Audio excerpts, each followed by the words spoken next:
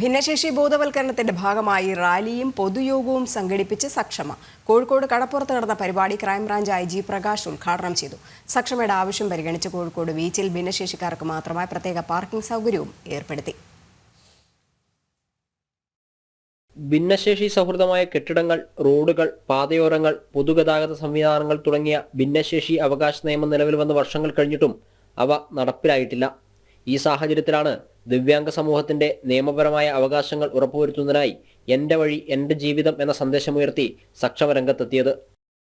എല്ലാവരും ഏതെങ്കിലും ഒരു കാലത്ത് ഭിന്നശേഷിയാകാൻ സാധ്യതയുള്ളൂ. എല്ലാവർക്കും ഡിഫറെൻ്റ് ലേബിൾഡ് ആയിരിക്കാം. അവർക്കുള്ള ഒരു പ്രത്യേക സൗകര്യം എല്ലാ സ്ഥലത്തും ചെയ്യേണ്ടതാണ്.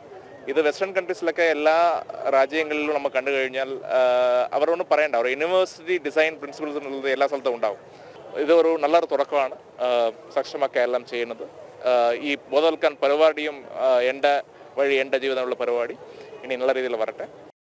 ഭിന്നശേഷി ക്ഷേമ നിധി സമാഹരണവും IG ഉദ്ഘാടനം ചെയ്തു. പരിപാടിയിൽ IMA Kozhikode branch president Shankar Mahadevan സന്നിഹിതനായിരുന്നു.